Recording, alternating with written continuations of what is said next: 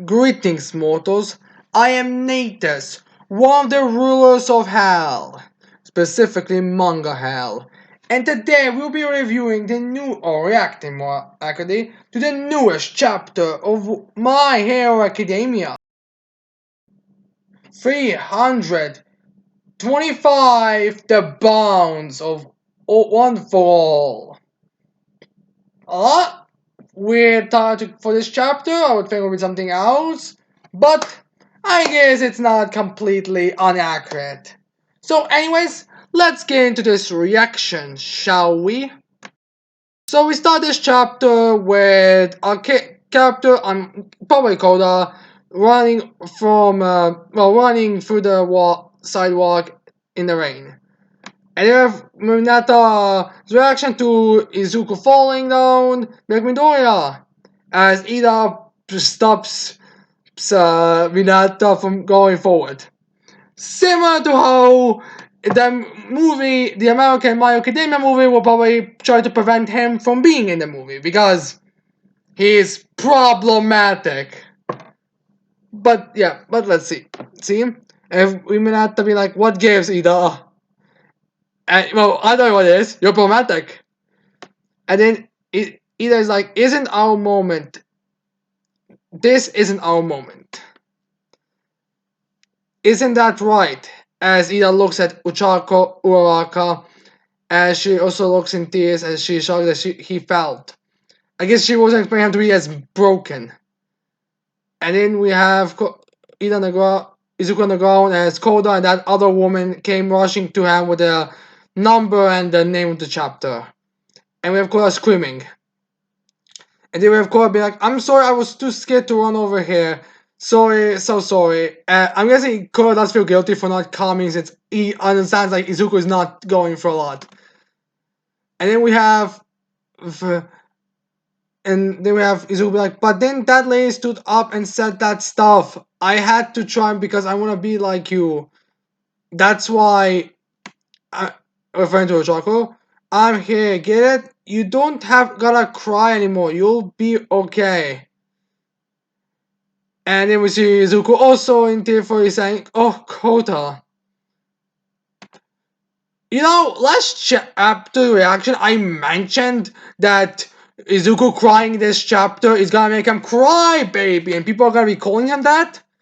And surprisingly enough, I did actually find people calling Izuku a crybaby. I'm not sure if they understand that My Academia wants to be a little more realistic with this stuff, and that Izuku is mentally and emotionally broken and has to be fixed now. But I mean, at least it wasn't on a main My Academia website. I assume, but that was like ridiculous. And we had that giant woman, which, by the way, that giant woman is so big that she can literally grab Izuku and hold him like a baby. I mean, I know it's probably her mutation, but damn, that woman the size isn't just for show. And then we have the one be like, you're an UA student then. And then we have Izuku be like, yes, miss. And then we have her be like, several shots to stun me away. No heteromorphs allowed, they said. Some racism, I suppose. Which, by the way, in case you're wondering where racism falls in Hell, namely Manga Hell, well, it falls under the most worthless of evils. Don't ask me why, because that would take 2 hours to explain. And then we have her be like, it was one rejection after the next until UA finally took me in. I'm kind of, wait, wasn't All Might taking her to UA at first? I need to have to go back, but I'm pretty sure it was said that she was going to UA. Or maybe it was just a shelter specific and we just assumed it was UA. But yeah, anyways. Then we have her be like, but well, this means I get to see you again. How lucky for me. So it's a bit of a sweet moment. So yeah, I'm still wondering why exactly is there a problem with Hadamo since, you know, it isn't just Hadamo, so a big problem here. Hell, Shigaraki All for One and Dobby have damaged bodies. They aren't exactly mutated. And you have thank you for saving me cry baby hero. I I feel like this is like a joke on on the fans or the people who read the series on Hakoshi's part, like them him making fun of the people who call Izuku a crybaby, because it's kind of like ridiculous. And then we see the woman and Koda hugging him as the onlookers just look with. I feel like they have like kind of think of themselves. We are so terrible. And then we see that this is surprising, but you know that guy in the first chapter, in the first episode, he was like, kind of like, oh, go for it, being a hero, like that bald guy who seemed to have like some weird mutated star thing. Yeah, he's in this chapter. In fact, he's the one who talks reason in this chapter. And he's like, instead of freaking out and laying blame every which way, why don't we take a moment and hear these folks out? I guess he's gonna be the man of reason here, like always. The boy's not asking to kick up his feet and stay here forever, right?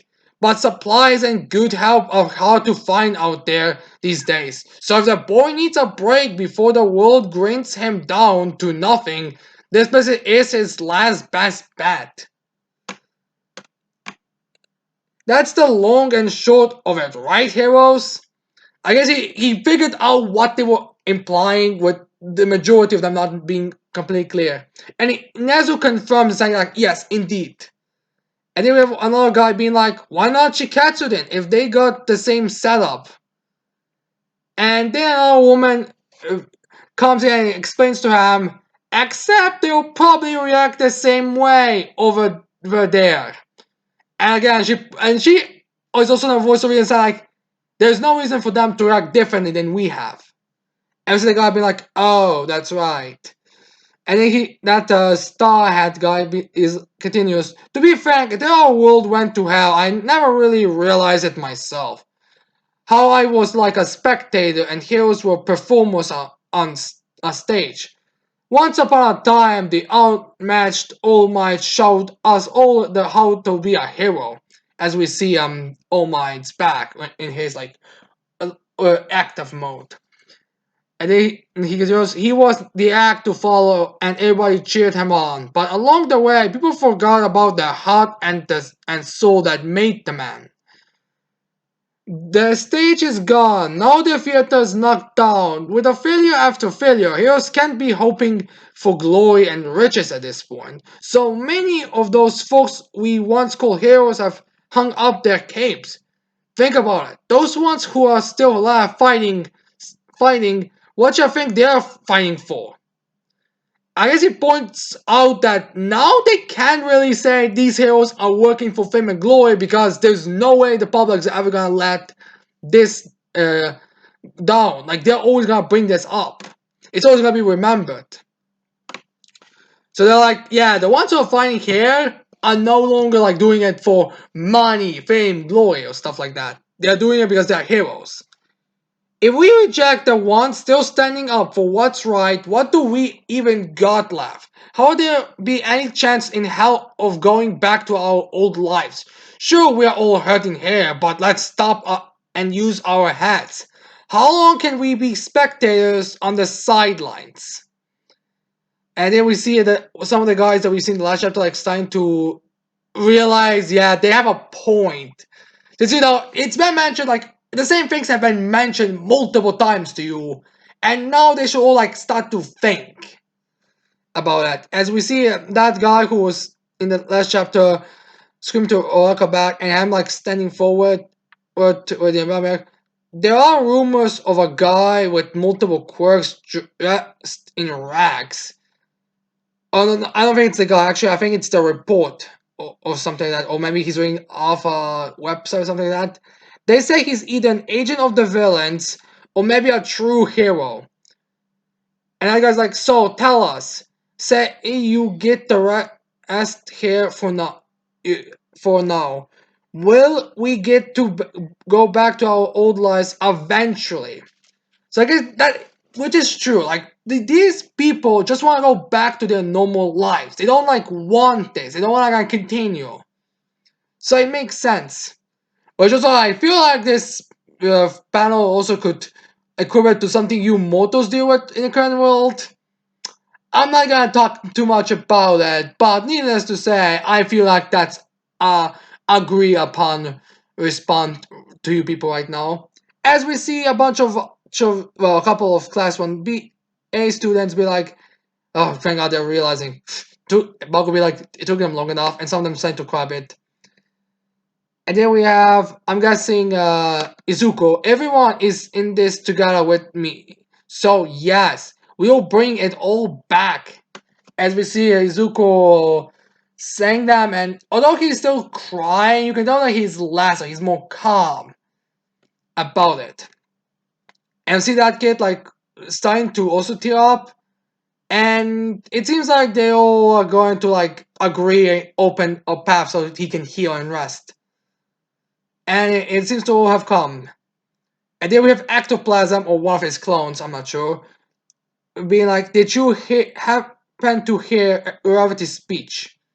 As Shoto, Hawks, and Endeavor look a bit more somber. Come in, as Ectoplasm continues, and see for yourselves.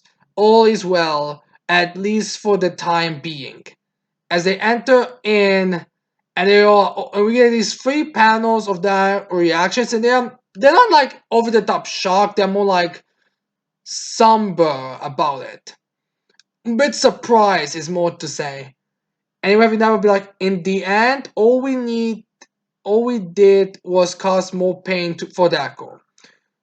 Uh, for real progress, just a roundabout way of getting to this point.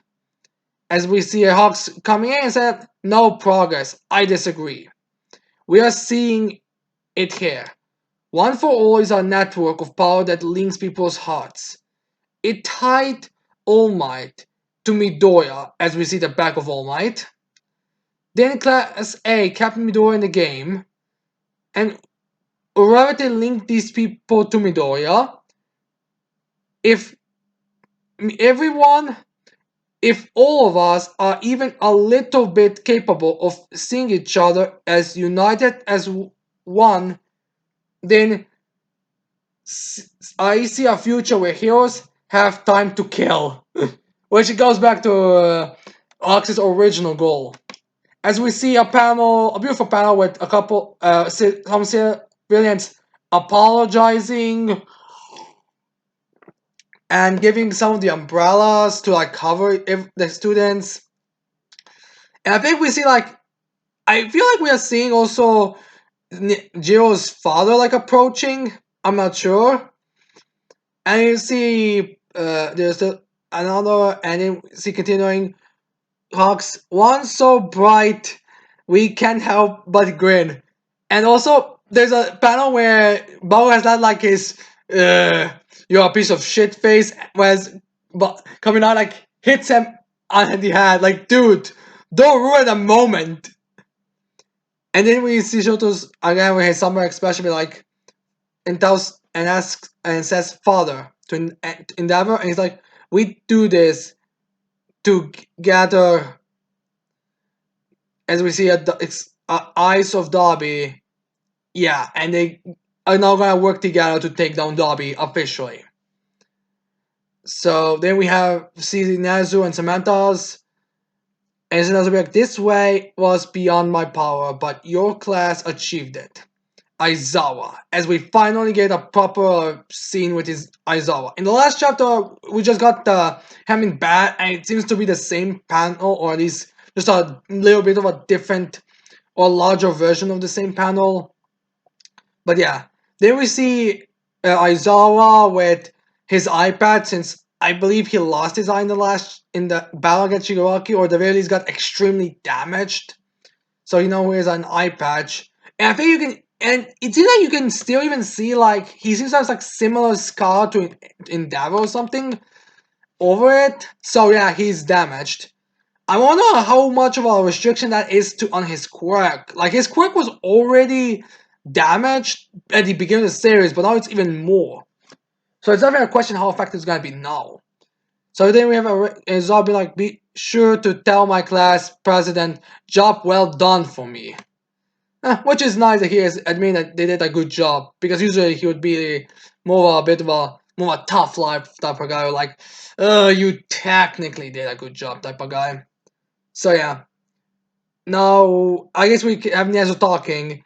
How is the lake faring? As we see Azawa's robotic replacement lake, which means the Nez Miracle can still be in the battle. In fact, we actually do get a mention to her. And so I'll be like, I won't be the next Miracle, I can tell you that. So I guess he explains that, yeah, Miracle got the similar prosperity, but she can do it a lot better than I can use it. Or maybe he was also expecting if he was going to like get the next rank, or maybe just like a reference. I'm not like sure. And then I was like, oh, and Kurogiri. And then I guess Aizawa kept in touch with the people who have Kurogiri. And then Aizawa be like, I tried to speak to him every day, but no progress on that front. They brought you and Mike had was the inspiration. The ship some Konomu Kurogiri included to Central Hospital in secret and begin to restoration research. Oh, so I guess they're finally gonna try to see if they can fix these people in this mistake. Which we'll see. As we see Kurogiri in a chair similar to how he was in Tartarus, which I guess is the reason why he wasn't broken out of Tartarus as well, or why they didn't worry about, USJ Incident 2.0. And we see another Nomu. I think it's just a random Nomu. It doesn't look like to be any specific. I don't think we've seen it like maybe in a off panel or something. And then we see Nezu continuing, or maybe it's Aizawa. The copy of his quirk was pulverized by Miracle, referring to Johnny, of course. Which is funny since I was actually rereading the last couple of the chapters of volume 27 where that happened. And we have Aizawa continuing, but if you hadn't reached through to Shirakumo's spirit, no, that's I guess Nezu. But if you hadn't reached through to Shirakumo's spirit that day, no place on this planet would be an impenetrable stronghold any longer. It may be faint and as elusive as a cloud, but there remains a wisp of hope for us. The similar way how there remains some hope for some remnant of Shirakumo in Kurogiri. Which does make you wonder, will Kurogiri be the hero now, or will he have like a last minute moment where he sacrifices himself? We just have to wait and see. And then we have Aizawa responding, still keeping up the strategy against Toga. Oh, so I guess they're finally adjusting how are they gonna deal with Toga, since her quirk is very dangerous. Like, looking like anyone, that's pretty hard to deal with. Especially since, anyone could come. And then we have Nezu responding with yes. We have inferred the limitations of her quirk in terms of quantity of blood ingested and transformation duration. According, we are only admitting evacuees into UA after keeping them in isolating for long enough. So I guess that's the condition. Anyone can come and they have to be in one place for some time. I wonder if this is a public knowledge for people inside, or if this is just like there's some excuse for it. Which no, I may need to have some things I don't remember correctly, but wasn't it stated that one cup of blood is equivalent to 1 day for Toga? So how many cups of blood of one person can Toga drink for how many days? And how long is that exactly? Like, would they let's say All for One or whoever had like a full fridge of blood or of one person, like how restoring and all that. Would that be enough to have Toga be would they consider that? Because I don't believe there's ever state how much she can consume at once. And then we have Azar continuing, the UA really is our stronghold, and it's time for payback. As we see Nezumi like, yes, of course. As we see All Might walking away from the UA barrier with a very like blank and solemn expression. So, what's gonna happen? Now, since Togo was mentioned in this chapter and the last chapter, I feel like we're gonna get her soon back in the story. Now, does that mean that Shigaraki, Spinner, Dobby, Skaptek will show back up? Possibly. I mean, we did have that group a bunch of chapters ago that were dressed like Spinner, and Dobby has been mentioned pretty frequently here, as well as Toga. So I could see us going back to them at some point pretty soon. So yeah, I could see it. Now, are we gonna get them like as soon as their action will take place, or is it gonna be something else? We have to wait and see on that front because this could go like in any number of ways. No, as for the last panel with All Might, some people have seem to have been theorizing. I didn't see the videos. I only saw like their thumbnail for it. Seem to imply that All Might and Stain will go up against All for One. I could see it.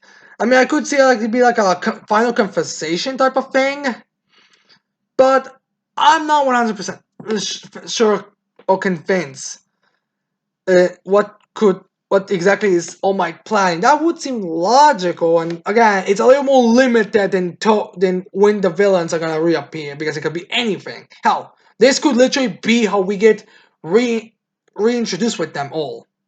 So yeah, we'll see how that is going.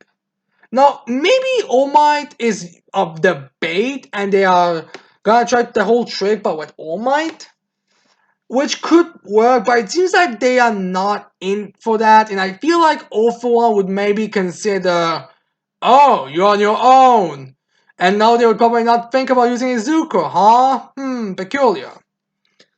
So, I'm not sure where this is leading. No, anyways, I hope you tell me in the comments below what do you think is gonna happen? What do you think is gonna happen in the next chapter? What do you think Oma is gonna do? When do you think the villains are gonna reappear? Just anything you want, honestly. And with that said, I hope you like this chapter reaction. Then you leave a like, subscribe to this channel for more videos in the future. And with that said, I cannot wait to see all of you people next time. Goodbye.